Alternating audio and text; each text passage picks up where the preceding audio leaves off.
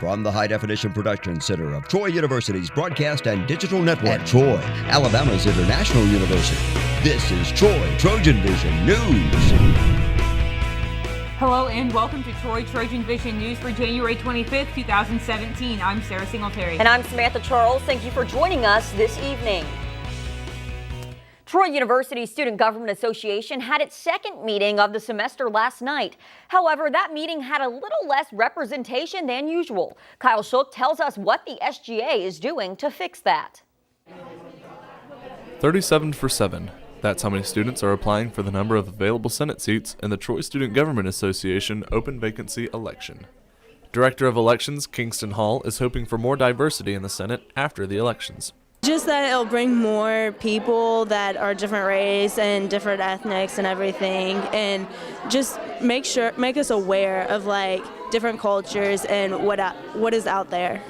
President Olivia Melton also offered her vision for the future of SGA after the election.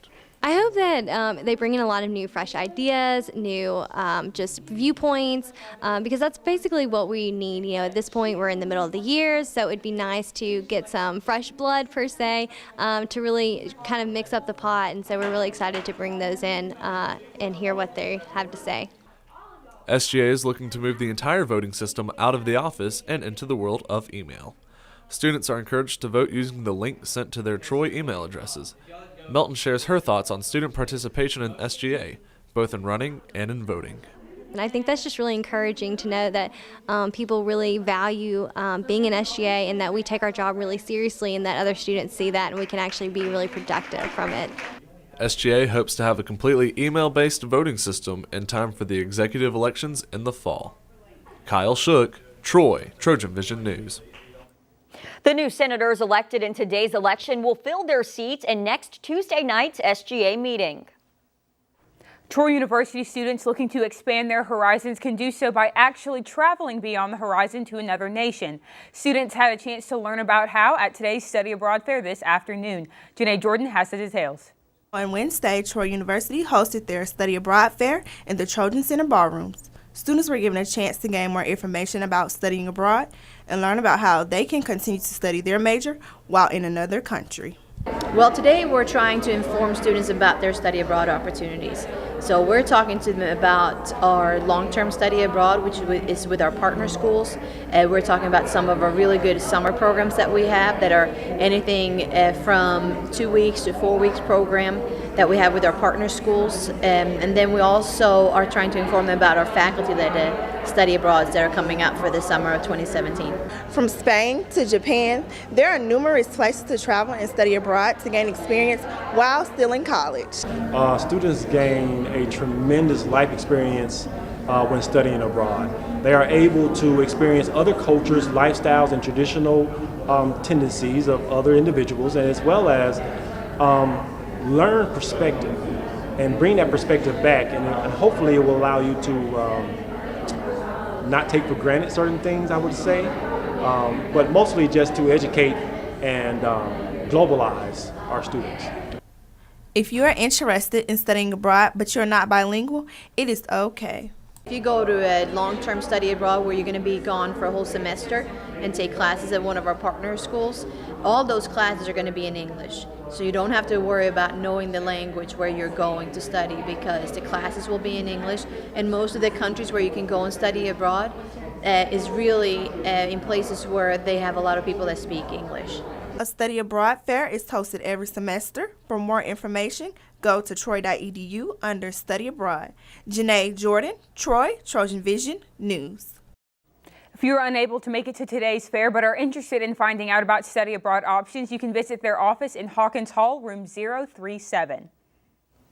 And it's the start of a new year, and for many people, that means keeping New Year's resolutions about losing weight. However, there are healthy and unhealthy ways to drop the pounds, and Trojan Outreach was out on the quad this morning to show students the difference. Paige Weeks shows us how. As the first month of the year comes to a close, some students' New Year resolutions are slowly starting to fade.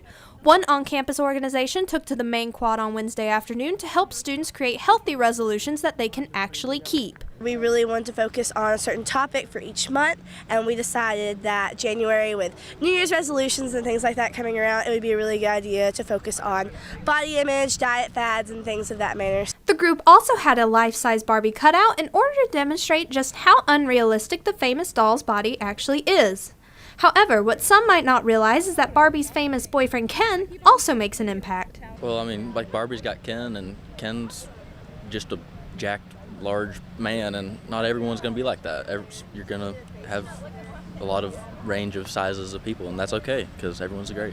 Another student described his belief that students should realize that they were made for a reason and have a purpose for being alive. In the Bible, Jesus says that we are fearfully and wonderfully made.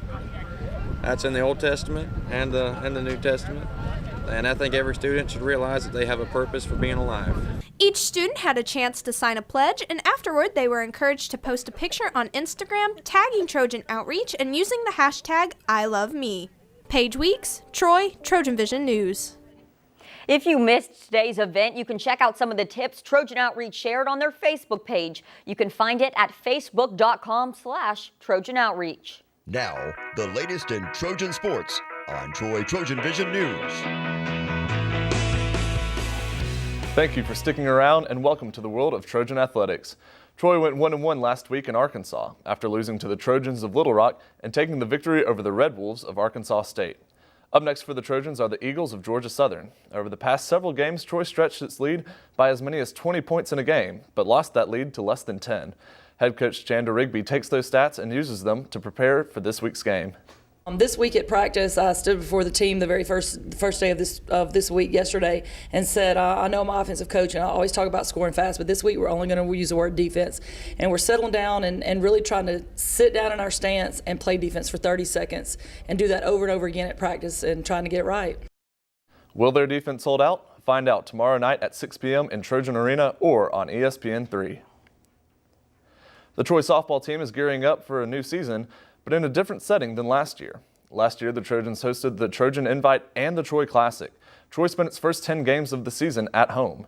This year, however, Troy will kick off the season at the FAU tournament. Head coach Beth Mullins gives her ideas on how this change will impact the season. Last year, we were at home for 3 straight weeks, and, I think it was great. It was great for our fans to see us at home. I don't know if it maybe hurt us a little at the end, getting to conference, we had been home and so comfortable. I think you've got to go on the road and get uncomfortable.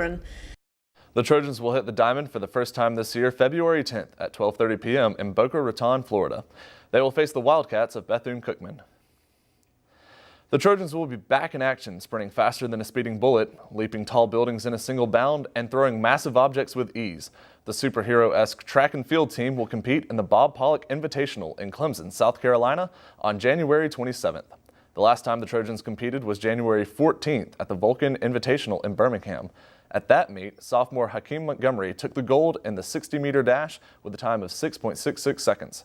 His time is the third best in the nation. Junior Niata Alexander took second in the 400-meter dash at a flat 57 seconds, and sophomore Gemma Finch marked a new Troy record by finishing sixth in the 800-meter run with a time of 2 minutes, 17 seconds.